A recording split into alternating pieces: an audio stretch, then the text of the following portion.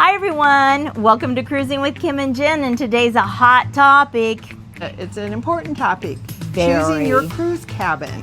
Whew, it is an important topic. And we are really fussy about that. We've gotten really fussy about it. We want what we want, and we want it where we want. And if you've never been on a cruise, you probably don't think about that. Our first cruise, we did not. Nope. So basically, when you're deciding to go on a cruise, after you've kind of decided what ship you're going to go on, your itinerary, then when you're getting ready to book, you want to maybe pick your cabin. Yes. A cheaper way to, or one of the ways to go is to just look for the best price, and that a lot of times is a guarantee cabin. Yes. Which means you just go to the category like an interior or an ocean view or a balcony, and you let the ship pick it for you. We've done that. We did that on Wonder of the Seas, and we just decided that we got a cheaper deal that way. That was the only way we could afford to get on that ship at that time. Yeah, it's true. Yeah. And it was, we had the best time and it was great, but our cabin, just kind of like you might suspect, it's not going to be in the best place maybe. Ours was in the very back, the very last room. Very last on room. The 14th deck maybe, something like that. Oh boy, that was a lot of walking. It was so far to get to our room. And I know people probably think, oh, it's no big deal. It's a big deal. Well, it can be a big deal on a big ship like that. It's, And so if you're using a travel agent, you can kind of ask them, and they'll, they can give you some ideas, or you can let them pick it for you if you're not super picky. Yes. But, we realized after, I think, our first cruise. Very first cruise. we realized, we kind of cared where we were. Yeah. And so we like to choose where we're at. And one of the ways we do that, when we've decided what ship we're going on, we get and look at the deck plans. And we really like Cruise Mapper. Your ship, you can look at the ship's deck plans, but I really like looking at Cruise Mapper. For some reason, that's easier for me. It does seem to be easier. And so you can look on there, and so you can look on there and see, where the rooms are. I like to look to see what's above it.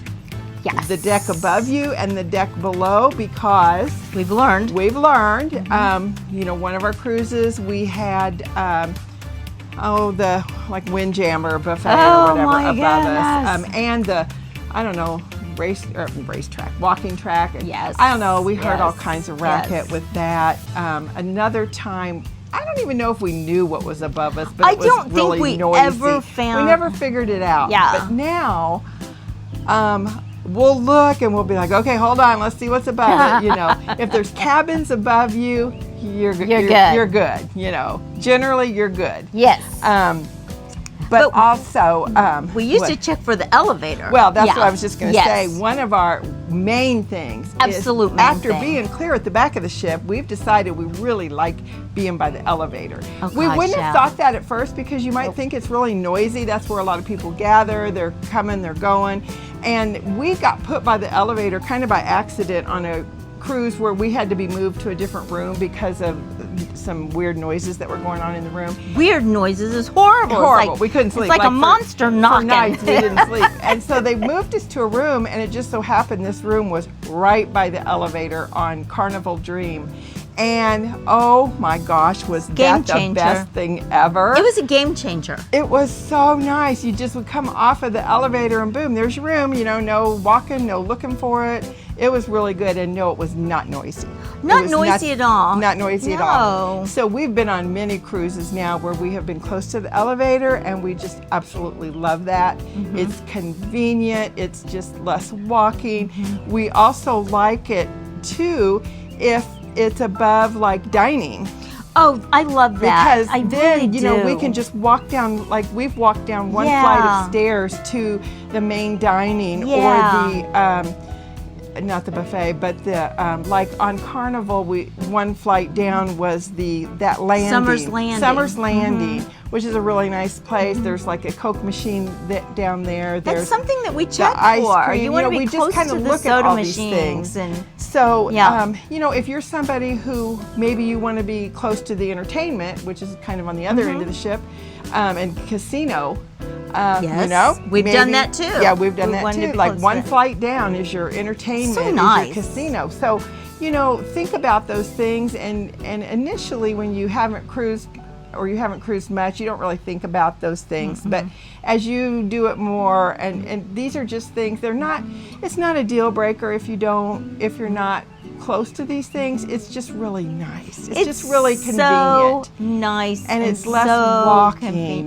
Well, yes, and if you want to go to your room, sometimes you're like, oh, it's just too far. But in this case, you can be like, oh, I'm just going to swing by the room and throw this down or change or something like that. Yeah, I've heard people talk about too, like being under the Lido deck can really be noisy.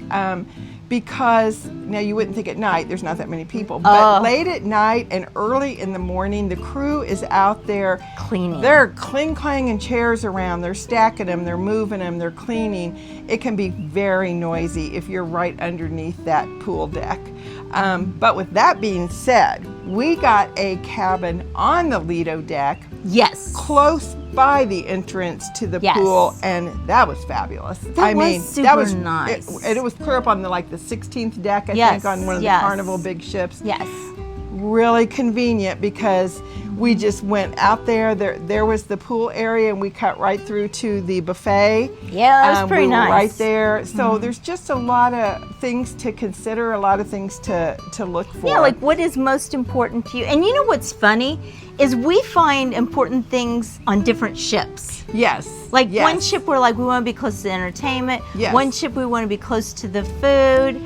It really depends. One ship, maybe we just want to be in the middle between it all. Yeah. Because depends on the size of the ship. Same difference either way. Yeah. Because we kind of do like the middle of the ship too. So middle ship's great. It's just there's just a lot of different reasons. But I guess the thing is just kind of think about these things. But another thing is if you have a disability or mobility issues, first of all, if you want to get a scooter or you have a wheelchair or you have things that it's not going to fit through a standard door well, you might think about getting the accessible cabin. Absolutely, 100%. We are doing this next month with my mom and her friend. They are in their upper 80s. We're getting them a power scooter. Yes. But we made sure we got them an accessible room. And there's not that many on these ships, so if you're wanting to do that, you'll want to book early for that cruise so that you can nab one of those rooms. And they're typically on one end or the other. Right. But do book early because we had to book way out just so we could get our rooms kind of close to their rooms. We wanted ours on the same deck with them. Of course, and of course by the elevator. But, of course. Anyway, but if you cannot get one of those accessible rooms, and you have a power scooter, you are not going to be able to park it outside your room. I have read. Nor inside. Well, or you won't be able to get it inside. No, you can't get it inside. But I have heard that the crew will take it and put it somewhere for you. I don't know where. I don't know. I have read that. Haven't experienced it, but I know we went on a cruise with my mom at another time, and she had her walker. Well, her walker would fit through the cabin door, but it was tight. It wasn't, and not only that, the door's heavy. I was gonna say it took. Somebody has we to had hold to be the there door. with her because she couldn't unlock and then navigate. Yeah, she couldn't open the door and get herself through with that walker. So it was kind of a pain. It was doable with another person with her. And that was Carnival Dream. That was so it was Dream. an older but ship. You know, all the ships have pretty much the same width of normal cabin doors. Absolutely. So a walker is doable. Just a little bit Celebrity fussier. that we're going to be booked. We're booked off to Beyond.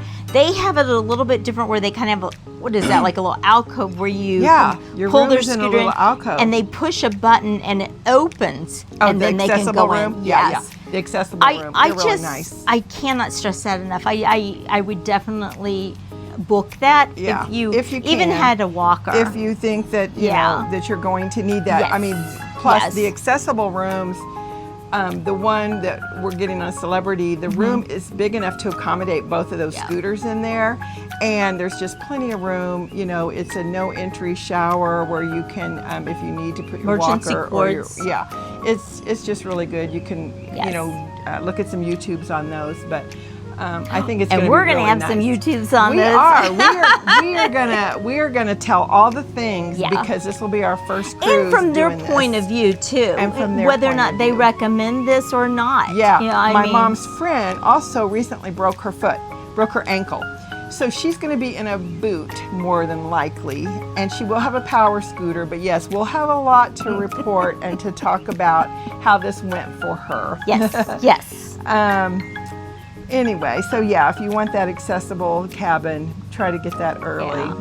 I think all those are good things. And then the last but not least would be, the infamous question, interior or balcony, or if you want the window. And we've done them all now. We are happy to say. Yes, and we were really kind of snobs about it, I guess. We're total snobs. Wanted a balcony. We love the balcony. Yes, they're more expensive. They're really nice, but yes, they're nice. Yes. The last cruise we went on, we did get an interior room on a smaller, older ships, and so it didn't have any of the bells and whistles and things like that, and we were fine. We made it. We were fine. It was fine. I mean, we didn't moan and groan and whine about it. We were like, it's fine. Yes. The only downside is man, you do sleep pretty sound, and you gotta be so careful. Dark in there. It's so dark. We have to set alarms, or else she'll be like. We slept till like 10:30, 11 one day. Yes, it's like, it was like a sea day, so we didn't care. Yeah. But we got up. It's like, whoa, because it's pitch dark in there. So you're gonna sleep good in an interior room. And people said that, and they weren't lying. But and so maybe you don't care, maybe you don't have a preference. We prefer a balcony, but right now, for sure. We're kind of good to just go with whatever we need to go with. Yeah, I mean, our main thing is we like to cruise. And if that's the only possible way we can cruise, we're going to do that. Yes. Hey, Miss Sassy. Miss Sassy. Miss Allie's on my nap. What else have we? Yeah. I think those are the important ones. And just, watch videos to see, interior versus ocean view. We have done an ocean view with a window. I personally think it's not worth the extra money. It didn't really do much for me. It really didn't me either. I mean, that was, we're going from apples to oranges. We went from a royal interior, and then we had a window on a Carnival ship, which was like on the second floor, and it wasn't really that much less expensive than the balcony. And balcony, I would full on go. If you're going to jump up, I just go balcony.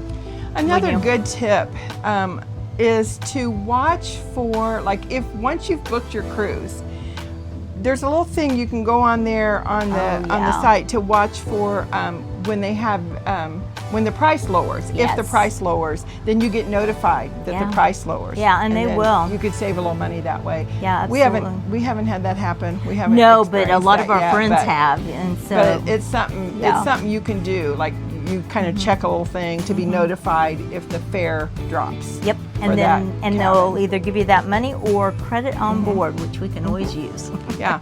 So anyway, those are our tips for choosing your cabin. I know it's a lot to think about. It's kind of a, but I think it's the most important thing next to selecting your ship. And it's kind of fun. It's like a game for us. Yeah. It's like game on. As soon as we kind of talk about a ship, I'm like, wait a minute, let me look and see what rooms are available. And that will actually make or break on dates we go. Like, if it's like, ooh, we cannot find this. We try to find the least expensive date on the ship we want, but then we want to make sure we have a room that we like. Yeah, I don't want to be at the end of the hallway again. No, I mean, especially if you're doing a 7-day cruise. Yeah. I mean, we want it convenient. We want it to be, fun and nice, and nothing like breakfast in your room. Yeah, lots to think about. Yes. But anyway, these are some tips for you. So hope you've enjoyed this, and don't forget to like and subscribe and turn your notifications on, because we promise we're going to start making more videos. I know we kind of been a little lax lately, but it's summer, and so it's getting a little bit easier to make some videos. So we will see you soon. Bye. Bye.